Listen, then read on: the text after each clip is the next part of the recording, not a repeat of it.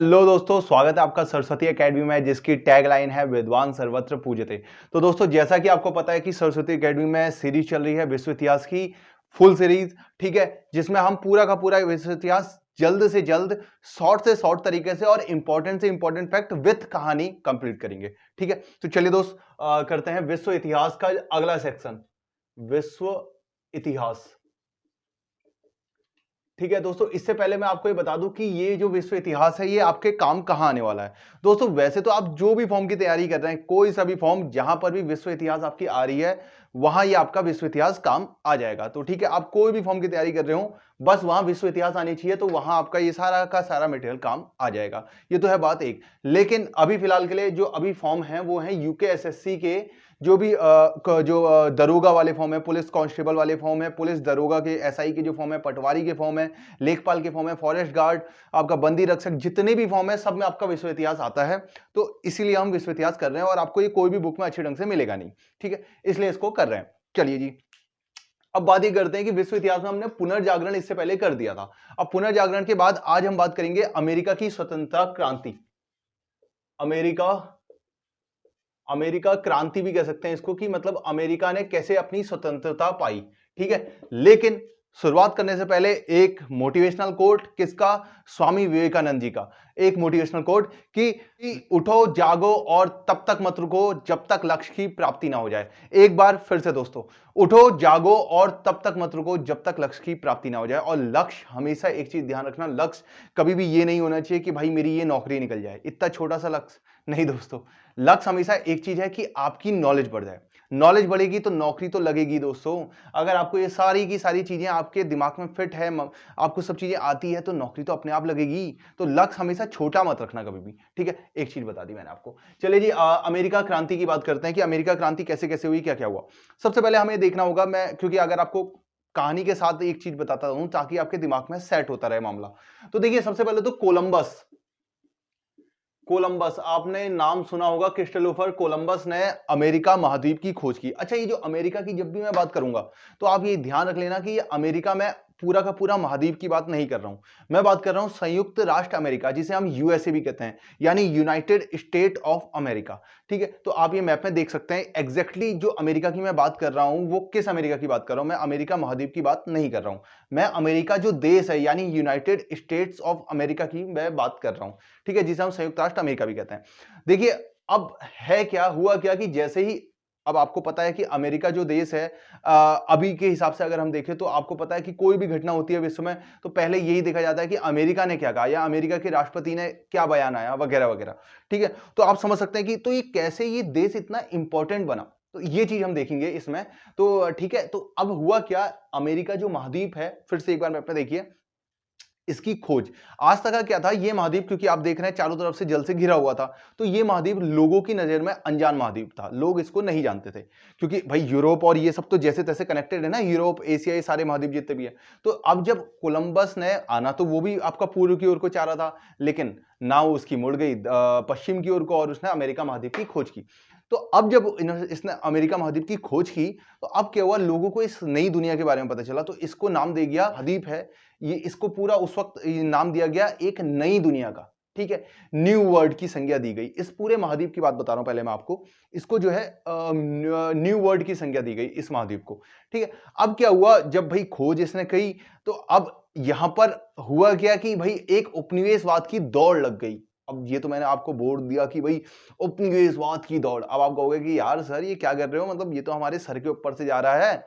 ठीक है, तो दोस्तों टेंशन नॉट, दीपक भट्ट यहां अवेलेबल है। ठीक है, तो सर के ऊपर से आपके नहीं जाएगा। कैसे, देखो, उपनिवेशवाद होता क्या है, उपनिवेशवाद होता क्या है, या उपनिवेश क्या होते हैं, ये हम अभी बात करते हैं। तो 2 मिनट के लिए आप होल्ड करो। आप बस ये समझो कि हुआ क्या, जैसे ही यूरोप में पता चला कि भाई कोई एक नई दुनिया भी है, यानी एक अमेरिका महाद्वीप है। ठीक है, तो यहां क्या है, रेस लग गई। रेस कैसी, भाई फ्रांस जो कि यूरोप का उस वक्त भी बहुत महत्वपूर्ण देश था, अभी भी है, इंग्लैंड, स्पेन, नीदरलैंड, जितने भी ये देश हैं, हॉलैंड कहते थे तब उसे, तो जितने भी ये देश हैं सब में होड़ लग गई कि भाई हम जाके जगह घेरते हैं, ज्यादा से ज्यादा हम जाके जगह घेरते हैं। इस जगह घेरने को ही आप ये समझ लीजिए उपनिवेश है। अब वो टोटली उपनिवेश का मतलब क्या है, थोड़ी देर में बात करेंगे, पहले आपको मैं कहानी बता दूं। तो हुआ क्या भाई, अब ये सारे देशों में होड़ लग गई कि हम जाके वहां जगह घेर लेते हैं। ठीक है, अब जो वहां के मूल निवासी थे, वहां जो है जनजातियां रहती थी उससे पहले, जब तक कोलंबस ने खोज नहीं की थी तब भी। तो वहां के जो मूल लोग हैं उनको कहते हैं रेड इंडियंस। अब देखो ये इंपॉर्टेंट क्वेश्चन है दोस्त, जो वहां के मूल लोग थे, अमेरिका के मूल लोग, उनको कहते हैं रेड इंडियंस, रेड इंडियंस। ठीक है, ये आप याद रखें, वहां की जो जनजाति है रेड इंडियंस कहलाती थी। ठीक है, चलिए जी, अब हुआ क्या, रेस लग गई, तो सबने अपने अपने एरिया घेरने शुरू किए। अब लेकिन इस रेस में देखो, अब सबसे ज्यादा जो मुख्य देश थे कौन से थे, एक तो आपका ब्रिटेन, आपको पता है ब्रिटेन के बहुत से जगह उपनिवेश थे, खुद भारत भी ब्रिटेन का उपनिवेश था, भारत को भी ब्रिटेन ने गुलाम बनाया था अपना उस वक्त। ठीक है, अच्छा, तो ऐसे ही आपका फ्रांस, फ्रांस के भी बहुत जगह उपनिवेश थे पूरे विश्व में। तो ये दो जो मुख्य देश थे, इनमें होड़ मची, होड़ मची तो कंपटीशन हुआ, कंपटीशन होगा तो युद्ध तो होगा ही होगा। ठीक है, तो अब किसके बीच युद्ध हुआ, दो जो जो महत्वपूर्ण देश थे उस वक्त, जिनके बीच जो आपका रेस लगी, तो वो कौन कौन से देश थे, एक था आपका फ्रांस और दूसरा था आपका इंग्लैंड। ठीक है, फ्रांस और इंग्लैंड के बीच युद्ध हो गया। युद्ध हुआ है यूरोप में, हाँ, युद्ध कहीं और दुनिया में नहीं हुआ, युद्ध हुआ यूरोप में, लेकिन इसका असर पूरी दुनिया में पड़ा। क्यों, क्योंकि इन दोनों के ही उपनिवेश थे पूरी दुनिया में, तो अपने आप ही इसका असर पड़ना है। जैसे अब भारत का उपनिवेश, भारत किसका उपनिवेश था उस वक्त, आपको पता होना चाहिए कि इंग्लैंड ने जैसे कि आपको पता है कि भारत को गुलाम बनाया था, लेकिन 1947 से हमें आजादी मिली है, आपको पता होगा। ठीक है, तो भाई इसका असर भारत में भी पड़ा होगा इस युद्ध का। तो इस युद्ध का नाम क्या है, ये इंपॉर्टेंट है, क्योंकि जनरली जब ये आधुनिक भारत में आता है ना, तो लोग बड़े कंफ्यूज हो जाते हैं कि पेरिस की संधि से भारत का क्या मतलब है, या फिर सप्तवर्षीय युद्ध, ये कौन सा युद्ध है।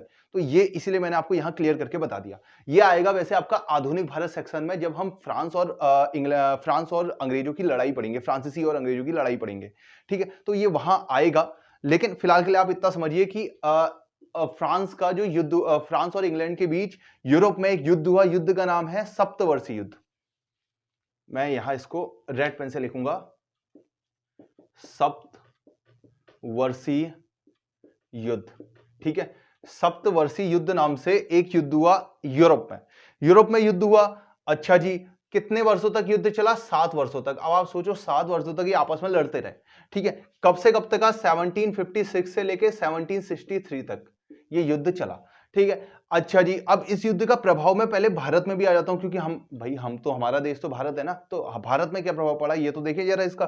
तो भारत में जो प्रभाव पड़ा वो ये पड़ा कि भारत में जो फ्रांसीसी थे, क्योंकि फ्रांसीसी भी आए थे, आपको पता है ईस्ट इंडिया कंपनी कोई अकेले अंग्रेजों की ही कंपनी नहीं थी, अंग्रेज की भी कंपनी थी ईस्ट इंडिया कंपनी, जो आई यहां व्यापार करने। ऐसी डचों की कंपनी आई, ऐसी पुर्तगाल की कंपनी आई, ऐसे ही आपकी फ्रांसीसियों की भी कंपनी आई भारत में, लेकिन इन सब में प्रतिस्पर्धा हुई और जीता कौन, अंग्रेज। ठीक है, तो ऐसे ही आपका जो भारत हुआ, भारत में जो आपका फ्रांस और फ्रांसीसी और अंग्रेजों के बीच युद्ध हो गया, कि अपने अपने क्षेत्र को घेरने को लेकर, कि भाई यहां से यहां तक मेरा, यहां से यहां तक मेरा वाला जो कॉन्सेप्ट होता है।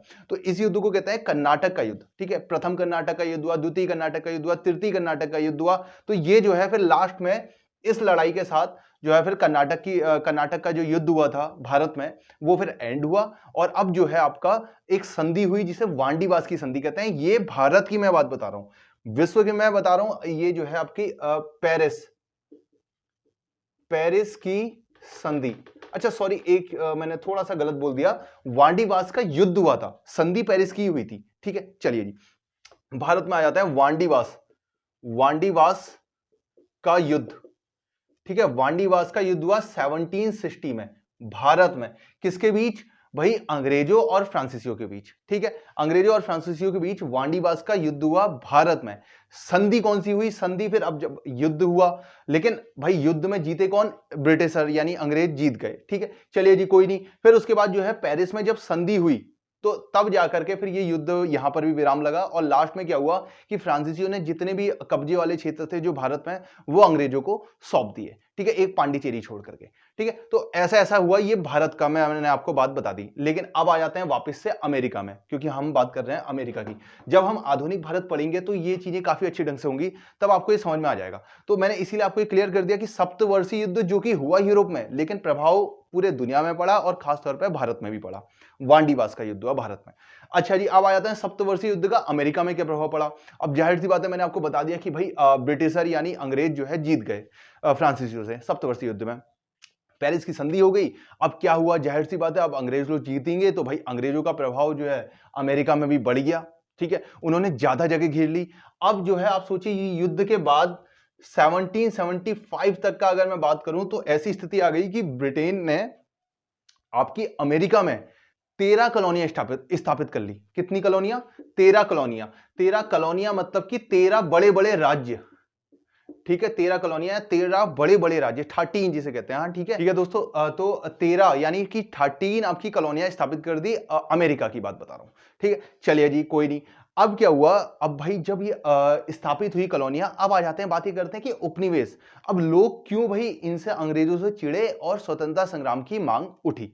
ठीक है, अब आ जाते हैं यानी कि उपनिवेशवाद क्या होता है, जो मैं आपसे उतने बड़ा टर्म यूज किया था कि उपनिवेशवाद।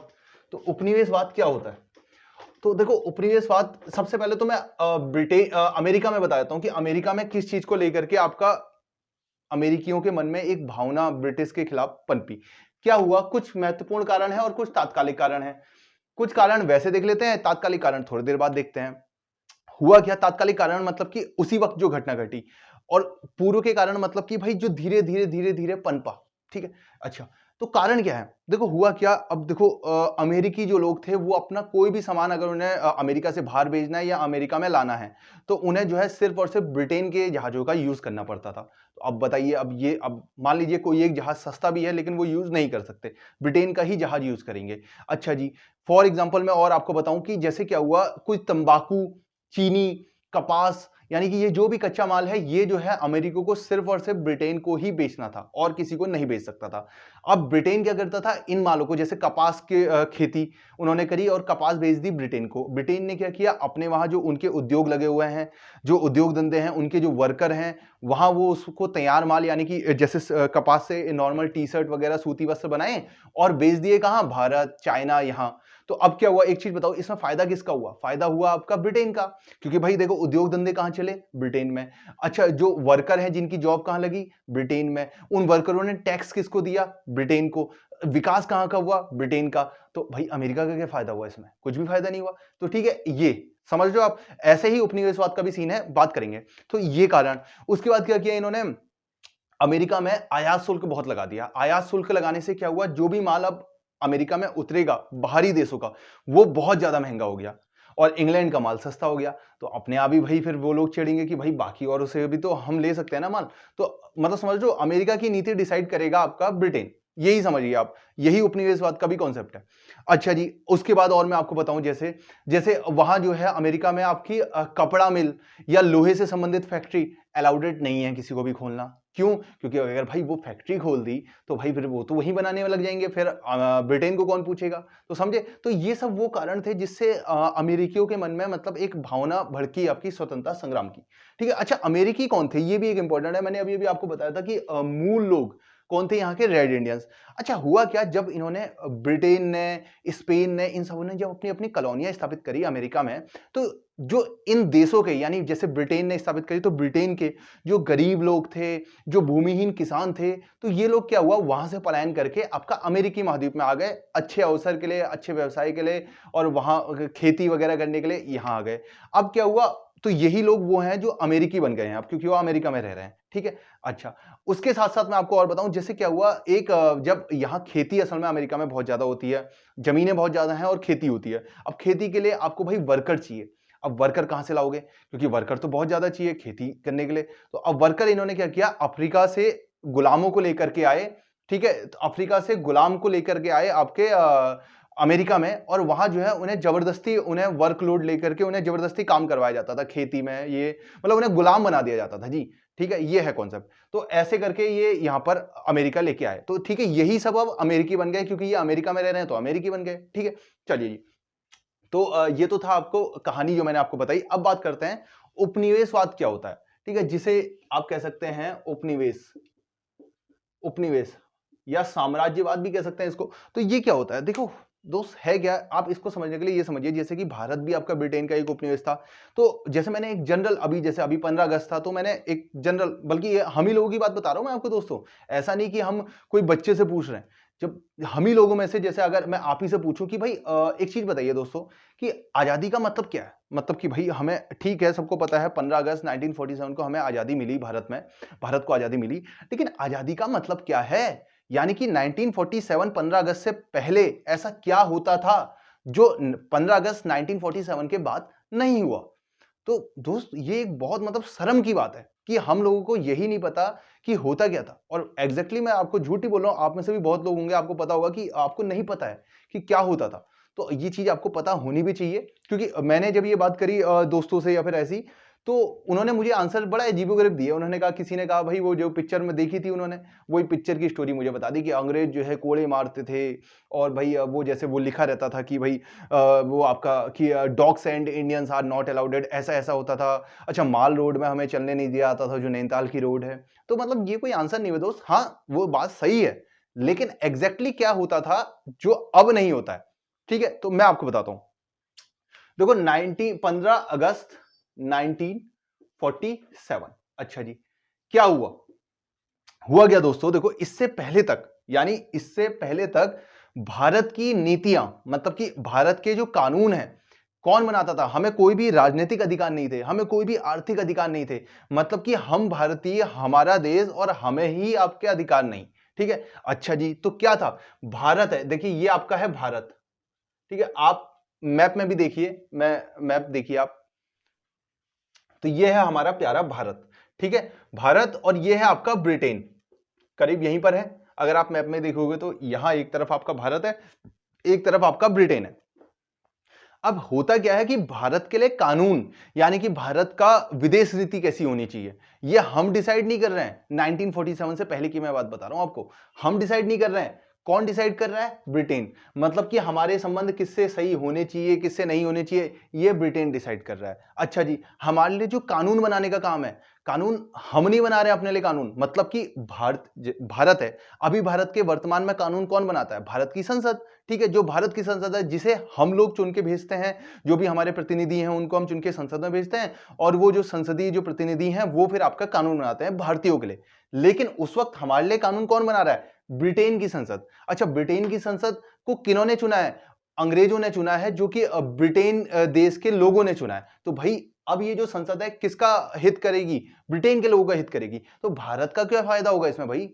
तो समझे आप बात? मतलब कि कानून हमारे कौन बना रहा है? ब्रिटेन बना रहा है। हमें कोई भी राजनीतिक अधिकार नहीं थे, प्रेस को स्वतंत्रता नहीं थी, वो कुछ भी छाप नहीं सकते थे, आपकी स्वतंत्रता पूर्वक सरकार की आलोचना नहीं कर सकते थी प्रेस उस वक्त। ठीक है, और प्रेस अगर कोई भी आलोचना करती थी तो उसको सीधे प्रतिबंधित कर दिया जाता था जी। ओके, वर्नाकुलर प्रेस एक्ट, आपको आपने सुना होगा, नाम नहीं सुना है तो फिर आधुनिक भारत में हो जाएगा। ठीक है, तो मतलब कि आप सरकार के खिलाफ कुछ बोल नहीं सकते हैं जी। Okay, done. और कोई भी स्वतंत्रता नहीं हमें, हम कोई भी विरोध प्रदर्शन नहीं कर सकते हैं, हम कुछ भी नहीं कर सकते हैं। तो ये था आपका उस वक्त की बात, मैं आपको बात बता रहा हूं 1947 से पहले। ठीक है, अच्छा, तो ये थे आपके मेन काम।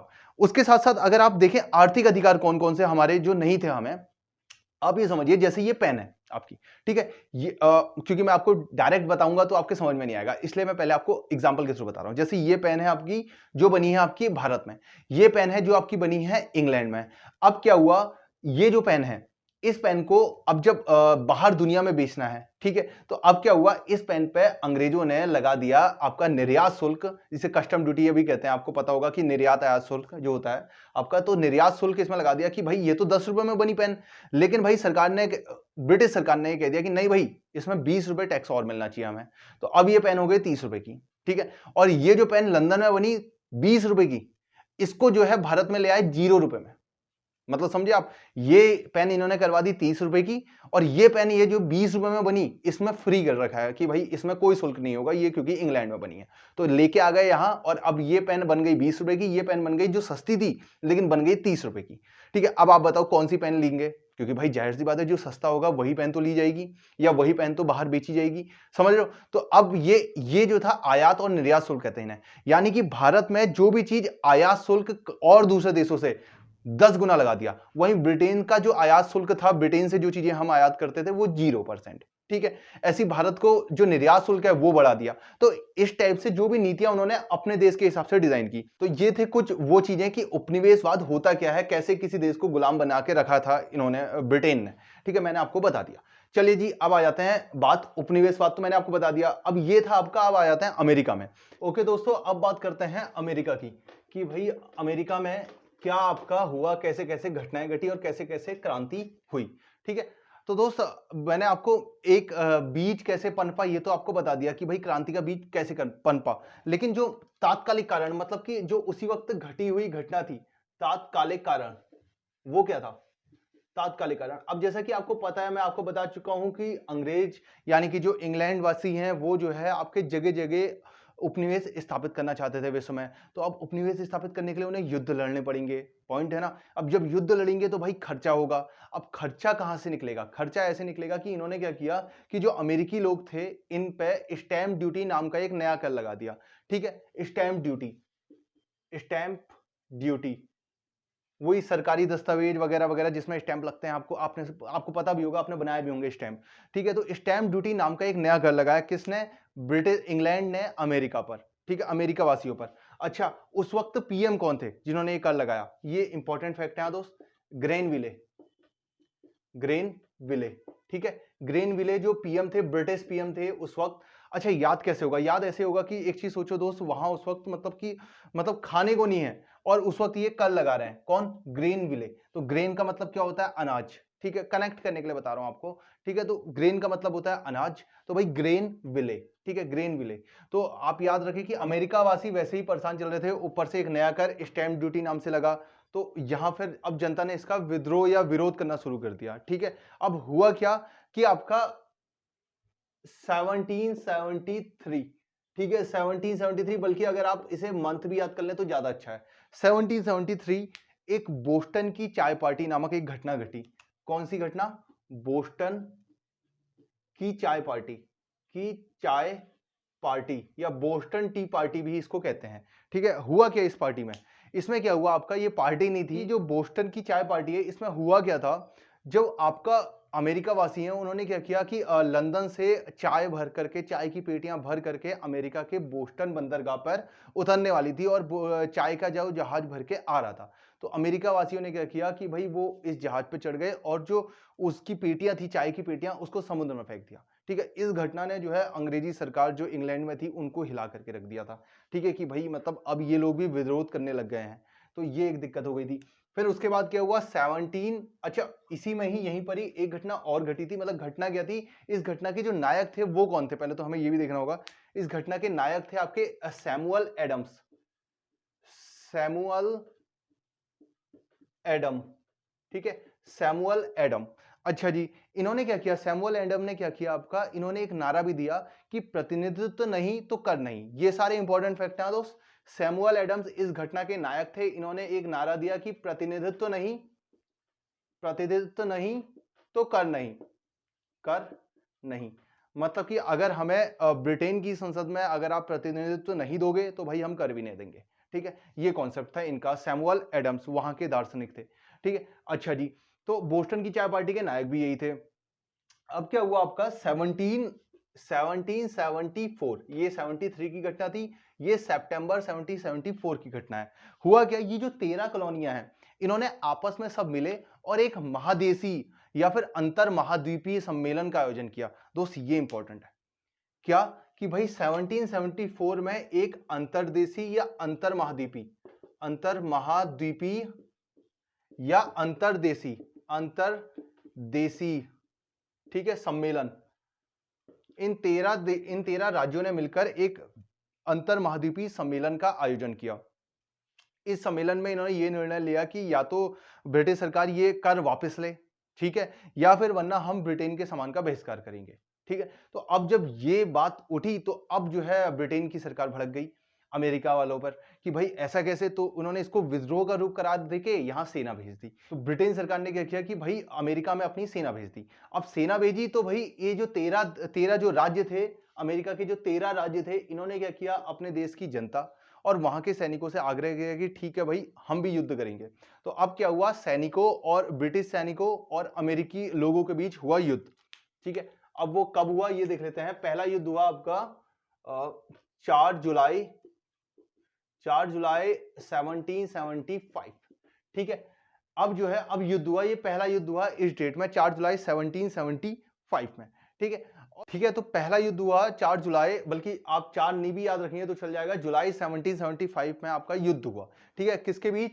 भाई ब्रिटिश सेना और अमेरिकी लोगों के बीच। फिर उसके बाद क्या हुआ, ये आपका फिर इंपॉर्टेंट है कि 4 जुलाई, अब ये आपको याद रखना पड़ेगा दोस्त, 4 जुलाई 1776 को दोबारा से अंतर महाद्वीपीय सम्मेलन का आयोजन हुआ। अच्छा, ये सम्मेलन दोनों बार कहां पर हुआ?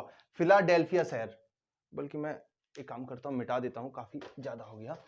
फिलाडेल्फिया शहर, ये जो सम्मेलन है, ये सम्मेलन का आयोजन दोनों बार वहीं हुआ है, फिलाडेल्फिया शहर, फिलाडेल्फिया, फिलाडेल्फिया शहर। ठीक है, दोनों बार इस सम्मेलन का आयोजन वहीं हुआ। अब क्या हुआ आपका 4 जुलाई, 4 जुलाई 4 जुलाई 1776। ठीक है, इस दिन जो है अमेरिकी ने स्वतंत्रता का जो एक घोषणा पत्र जारी किया। ठीक है, ये जो सम्मेलन हुआ, इस सम्मेलन के बाद इन 13 राज्यों ने एक स्वतंत्रता का घोषणा पत्र जारी किया कि भाई ऐसे ऐसे हमें स्वतंत्रता अगर मिलेगी तो हम ये करेंगे वगैरह वगैरह चीजें। ठीक है, तो तो इससे क्या हुआ आपका, जो अमेरिकी लोग हैं, जो 13 राज्य हैं, इनमें एक अमेरिकी होने की भावना पहली बार आई, कि एक राष्ट्रीय भावना आई कि भाई हम अमेरिकी हैं और हमें इनसे लड़ना है। ठीक है, ब्रिटिशर से या फिर अंग्रेजों से हमें लड़ना है। ठीक है, तो ये एक भावना आई, स्वतंत्रता का घोषणा पत्र जारी किया, मैं लिख देता हूं, स्वतंत्रता का घोषणा पत्र जारी किया, घोषणा पत्र। ठीक है, स्वतंत्रता का घोषणा पत्र जारी किया 4 जुलाई 1776 को। ठीक है जी, ओके जी, डन। अब क्या हुआ, जाहिर सी बात है, अब फ्रांसिस, अब देखो मजे की बात है कि भाई ब्रिटेन का दुश्मन कौन है? फ्रांस। अब ब्रिटेन का उपनिवेश कौन सा था? अमेरिका। अब भाई, अब फ्रांस तो चाहता था कि हाँ ठीक है भाई, ये ब्रिटेन का उपनिवेश है, यहाँ के लोग अगर क्रांति कर रहे हैं, आंदोलन कर रहे हैं, ब्रिटेन से स्वतंत्रता की मांग कर रहे हैं, तो भाई फ्रांस तो चाहता ही था ऐसा हो। तो फ्रांस ने क्या किया कि भाई इनको जो जो अमेरिकी लोग थे, इनको पूरा सपोर्ट किया। किसने? फ्रांस ने। जो फ्रांस है उसने फुल सपोर्ट दे दिया यहाँ, सपोर्ट। ठीक है, फुल सपोर्ट दिया। सपोर्ट कैसे दिया कि भाई सेना भेज दी, अपने सैनिक भेज दिए, अपने गोला बारूद भेज दिया, हथियार भेज दिया, मतलब फुल्ली सपोर्ट किया कि हाँ भाई तुम क्रांति करो, बहुत बढ़िया। ठीक है, किसके नेतृत्व में? ये इंपॉर्टेंट है, लफायते के नेतृत्व में, लफायते के नेतृत्व में। ठीक है, लफायते के नेतृत्व में, ये नाम आपको याद रखना है कि लफायते के नेतृत्व में इन्होंने फ्रांसीसी सेना भेज दी। ठीक है, इनके सपोर्ट में, कि अमेरिकियों के सपोर्ट में, कि हाँ भाई युद्ध करो। ठीक है, तो ये आपको याद रखना है, लफायते के नेतृत्व में। अब क्या हुआ, अब जाहिर सी बात है कि भाई अब अंग्रेज हार गए। ठीक है, तो 1881, सॉरी 1781, 1781। ठीक है, यहां पर लॉर्ड कार्नवालिस, ठीक है, ये जो है भारत के बाद में गवर्नर जनरल भी बनेंगे। अब क्या हुआ, इसके बाद ये भारत के गवर्नर जनरल बन के भारत में आ जाएंगे इसके बाद। तो इन्होंने क्या किया, ये आपके वहीं अमेरिका में थे उस वक्त, तो इन्होंने अब आत्मसमर्पण कर दिया। ये अंग्रेज थे यहाँ, ठीक है, इंग्लैंड के थे, तो इन्होंने आत्मसमर्पण कर दिया। ठीक है, उसके बाद क्या हुआ, 1783, सोचो जो लड़ाई है, मैं आपको बता दूं 1773 जो बोस्टन की चाय पार्टी है, तब से स्टार्ट हुई थी 1773 से, और लड़ाई जो एंड हुई 1783 में लड़ाई हो गई एंड। और जो आपकी ब्रिटिश सरकार है उसने मान लिया कि ठीक है भाई, इन 13 उपनिवेशों को एक स्वतंत्र देश संयुक्त राज्य अमेरिका स्वीकार किया। ठीक है, तो तब जाके इनको जो है अपनी फुल स्वतंत्रता मिल पाई। अब क्या हुआ, अब ये तो थे वो फैक्ट जो मैंने आपको बताए, इनमें से कुछ कुछ इंपॉर्टेंट है, जैसे फ्रांस ने लफायते के नेतृत्व में सपोर्ट किया अमेरिका का, और आपके ये जो सन मैंने आपको बताए हैं 1783, ये बोस्टन की चाय पार्टी, खासतौर पे सैमुअल एडम्स जिन्होंने कहा था प्रतिनिधित्व नहीं तो कर भी नहीं, तो ये सारी चीजें आपको याद रखनी है। अब इससे रिलेटेड कुछ इंपॉर्टेंट फैक्ट देख लेते हैं कि भाई अमेरिका की जो क्रांति हुई उससे रिलेटेड कुछ इंपॉर्टेंट फैक्ट जो एग्जाम पर्सपेक्टिव से बहुत ज्यादा इंपॉर्टेंट है। ठीक है, तो सबसे पहले तो हमें यह देखना है कि सबसे पहले लोकतंत्र या आधुनिक लोकतंत्र की जो जननी है वो अमेरिका को ही कहा जाता है। ठीक है, क्यों? क्योंकि भाई अभी बताते हैं, एक मिनट पहले लिख देता हूं मैं, आधुनिक लोकतंत्र की जननी। ठीक है, आधुनिक लोकतंत्र की जननी जो है आपकी अमेरिका है। मतलब कि क्या, यहां जो है लोगों द्वारा चुनी हुई सरकार शासन करती थी। सबसे पहले जो है ऐसा हुआ तो वो कहां हुआ, आपका अमेरिका में हुआ। ठीक है, पूरे विश्व की मैं बात बता रहा हूं, तो आधुनिक लोकतंत्र की जननी अमेरिका को कहा जाता है। सबसे पहले लिखित संविधान इन्होंने ही अपनाया, मतलब कि एक संविधान जो कि लिखा हुआ था, तो वो जो है सबसे पहले अमेरिका में ही अपनाया। तो ठीक है, मैं लिख देता हूं, सर्वप्रथम लिखित संविधान, लिखित, सर्वप्रथम लिखित संविधान इन्होंने अपनाया कब? 1789 में, 1789 में। ठीक है, सर्वप्रथम लिखित। अच्छा, इस संविधान में जो है लड़कियों यानी महिलाओं को भी संपत्ति का अधिकार था। इससे पहले तक महिलाओं को बहुत ज्यादा अधिकार नहीं मिलते थे, लेकिन इस संविधान में महिलाओं के लिए भी संपत्ति का अधिकार था। ठीक है, अच्छा जी, सर्वप्रथम धर्मनिरपेक्ष राज्य की स्थापना, सर्वप्रथम धर्मनिरपेक्ष, धर्मनिरपेक्ष। अच्छा, धर्मनिरपेक्ष क्या होता है? सेकुलर। सेकुलर मतलब क्या होता है? राज्य का कोई भी धर्म नहीं, मतलब कि सभी धर्म को बराबर अधिकार मिलेंगे, राज्य के स्तर पर कोई भी धर्म नहीं होगा। ठीक है, तो ये जो है सर्वप्रथम धर्मनिरपेक्ष संविधान की स्थापना कहां हुई? ये आपकी सर्वप्रथम धर्मनिरपेक्ष देश की स्थापना कहां हुई? अमेरिका में।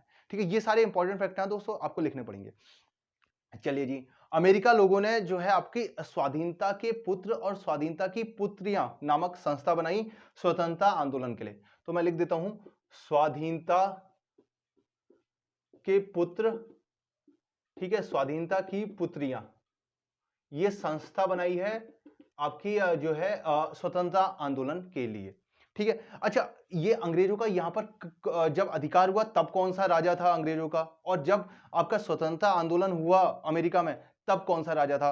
तो देखो, जब अमेरिका का शुरू में, जब अमेरिका में ब्रिटेन का अमेरिका में अधिकार हुआ तो राजा कौन सा था? तो राजा था आपका जेम्स प्रथम, जेम्स प्रथम। ठीक है, जब आपका अधिकार हुआ, याद रखना अधिकार हुआ। ठीक है, वहीं जब आपका स्वतंत्रता आंदोलन हुआ यानी कि क्रांति की घटना हुई, तब इंग्लैंड का राजा कौन था? जॉर्ज तृतीय, जॉर्ज तृतीय। ठीक है, जॉर्ज थर्ड, याद रखना जॉर्ज तृतीय। ठीक है, तो ये हो गया आपका एक और फैक्ट। और बात करते हैं कि भाई और क्या है इससे रिलेटेड फैक्ट, अमेरिका की क्रांति से रिलेटेड। तो एक हमें एक नाम आपको याद रखना है, टॉमस पेन। देखो 1776 का टाइम आपको याद होगा, जब मैंने अभी आपको बताया कि बोस्टन की चाय पार्टी हो गई थी, और फिर उसके बाद 1776 का टाइम जब आपका स्वतंत्रता संग्राम चल रहा था अमेरिकियों का, 1776 जब वो महाद्वीपीय सम्मेलन वगैरह भी हुआ था, 1776 के टाइम पे आपका एक लेख बहुत प्रचारित होने लगे थे। एक पत्रिका थी कॉमन सेंस, बल्कि मैं इसको डायरेक्ट इंग्लिश में लिखता हूं, कॉमन सेंस। ठीक है, कॉमन सेंस एक पत्रिका थी, वो प्रकाशित हुई। किसने प्रकाशित करी? Thomas Paine, Thomas Paine. ठीक है, टॉमस पेन था, इन्होंने जो है आपकी कॉमन सेंस पत्रिका लिखी। इसमें काफी मोटिवेशनल कोट लिखे इन्होंने, और काफी ऐसी लोगों के अंदर भावनाएं जगाई कि भाई क्यों हमें स्वतंत्रता चाहिए, क्यों स्वतंत्रता जरूरी है। ठीक है, और इन्होंने एक पुस्तक भी लिखी, ये तो इनकी जो है पत्रिका थी, कॉमन सेंस पत्रिका है। एक पुस्तक भी इन्होंने लिखी, राइट्स ऑफ मैन, मतलब कि व्यक्ति के अधिकार, राइट्स ऑफ मैन। ठीक है, राइट्स ऑफ मैन यानी व्यक्ति के अधिकार नामक एक पुस्तक भी लिखी इन्होंने, पुस्तक। ठीक है, चलिए जी, अब एक दो फैक्ट और हैं जो आप जान लें तो अच्छा है कि भाई, अच्छा, जब ये क्रांति हुई तो भाई अब जब मैंने आपको बताया था कि जब 13 राज्यों ने अपने लोगों से और वहां के सैनिकों से कहा ठीक है भाई हमें इंग्लैंड से युद्ध करना है, चलिए जी युद्ध के लिए तैयार रहो करके, तो तब जो है आपका उस अमेरिका की तरफ से उस क्रांति का नेतृत्व किसने किया? वॉशिंगटन ने। ये नाम आप याद रख लें, वॉशिंगटन, वॉशिंगटन। ठीक है, इनको ही आपका स्वतंत्रता क्रांति का नायक भी कहा जाता है अमेरिका में। मैं लिख देता हूं, स्वतंत्रता क्रांति का नायक, स्वतंत्रता क्रांति का नायक। ठीक है, स्वतंत्रता क्रांति का नायक किसे कहा जाता है? वॉशिंगटन को। चलिए जी, और जो है ये यही जो है आपको पता भी होगा, अगर आपको पता है तो, वॉशिंगटन डीसी करके एक शहर भी है आपका, बल्कि शहर क्या, राजधानी है अमेरिका की। ठीक है, वॉशिंगटन डीसी, इन्हीं के नाम पे वो शहर भी है, और वॉशिंगटन ही जो है आपके अमेरिका के प्रथम राष्ट्रपति बने। ठीक है, तो प्रथम राष्ट्रपति कौन बने? प्रथम राष्ट्रपति कौन बने आपके? प्रथम राष्ट्रपति आपके वॉशिंगटन ही बने। ठीक है, अमेरिका की मैं बात बता रहा हूं। अच्छा जी, अच्छा, एक और चीज है कि अमेरिका में प्रथम बार मॉन्टेस्क्यू के शक्ति पृथक्करण सिद्धांत को मान्यता मिली। अब आप कहेंगे भाई ये क्या बोल गया मैं इतना लंबा चौड़ा, लेकिन टेंशन मत लो, बताता हूं। अमेरिका में प्रथम बार, अमेरिकी संविधान की मैं बात बता रहा हूं आपको, प्रथम बार जो है मॉन्टेस्क्यू, मॉन्टेस्क्यू के शक्ति पृथक्करण सिद्धांत को मान्यता मिली। शक्ति पृथक्करण, पृथक्करण सिद्धांत, सिद्धांत को मान्यता, ठीक है, शक्ति पृथक्करण सिद्धांत को मान्यता मिली। अच्छा ये से, अच्छा हाँ, मैं एक और चीज दोस्तों आपको बता दूं, पिछली वीडियो में मैंने मैकियावेली में जब मैं आपको ये बता रहा था तो मैं मॉन्टेस्क्यू लिखना भूल गया था वहां पर, ठीक है। तो आप ये याद रखना, मैंने ये शायद मैकियावेली में ही आपका कवर कर दिया, तो आप ये ध्यान रखना कि वो मैकियावेली, ये जो शक्ति पृथक्करण का जो सिद्धांत है वो मॉन्टेस्क्यू ने दिया है। मैकियावेली इटली के हैं और मॉन्टेस्क्यू जो है फ्रांस के हैं, तो ये ध्यान रखना, ठीक है। शक्ति पृथक्करण का सिद्धांत, ये आप अगर आपने नोट बनाया तो सुधार लेना, और नोट नहीं बनाया तो टेंशन मत लो दोस्त, नोट्स आपको पूरे के पूरे इन सब की जो पीडीएफ है, इन सब के जो आपके नोट्स हैं वो आपको मिल जाएंगे। आप हमसे इस नंबर पर संपर्क कर सकते हैं, ठीक है, आप देख सकते हैं। चलिए जी, तो जो है ये आपका मॉन्टेस्क्यू जो है शक्ति पृथक्करण का सिद्धांत दिया आपका मॉन्टेस्क्यू ने। तो अमेरिका में ही प्रथम बार मॉन्टेस्क्यू का जो सिद्धांत है उसको मान्यता मिली। अच्छा, मॉन्टेस्क्यू का जो सिद्धांत है वो था क्या कि शक्ति पृथक्करण का सिद्धांत, ये मैंने आपको कल भी बताया, दोबारा से बता दूं कि शक्तियों का बंटवारा, मतलब कि भाई पहले तक क्या होता था, राजा ही भाई आपका न्याय भी कर रहा है, राजा ही आपका कानून भी बना रहा है, राजा ही आपका प्रशासन भी कर रहा है पूरे राज्य में। इन्होंने क्या कहा कि मॉन्टेस्क्यू ने कहा नहीं, ये अलग अलग बॉडीज द्वारा होना चाहिए। जैसे भाई न्यायपालिका, ठीक है, यानी जैसे हमारे वहां है भारत में, देखिए आप सुप्रीम कोर्ट, ये जो है न्याय देने का काम करती है, ठीक है। वहीं जो है कानून बनाने का काम संसद करती है, ठीक है, और देश का प्रशासन करने का काम केंद्र सरकार करती है, ठीक है। तो ये सब जो है अलग अलग बॉडीज हैं, ठीक है, ये यही इनका कॉन्सेप्ट था कि भाई अलग अलग बॉडीज द्वारा ये सारे काम किए जाएं, ठीक है, एक ही के हाथ में ये सारी सत्ता नहीं होनी चाहिए। तो ये जो है पहली बार इसको मान्यता मिली, किसमें, अमेरिका में, अमेरिकी संविधान में इसको मान्यता मिली। तो दोस्तों इसी के साथ अमेरिकी क्रांति कैसे कैसे हुई, क्या क्या हुई, होती है आपकी कंप्लीट।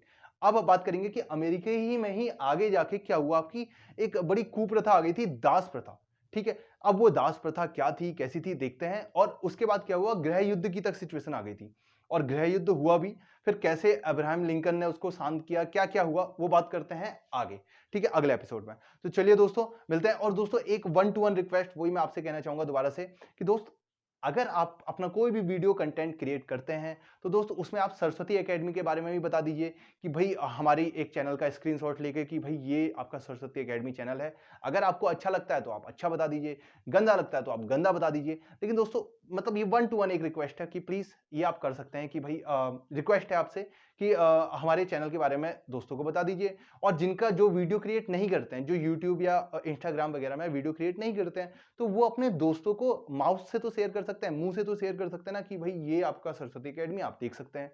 तो दोस्त ये 1-to-1 एक रिक्वेस्ट है, प्लीज मतलब इस पर गौर करना, ठीक है। चलिए दोस्तों मिलते हैं अगली वीडियो में, जहां हम पढ़ेंगे अमेरिका का गृह युद्ध।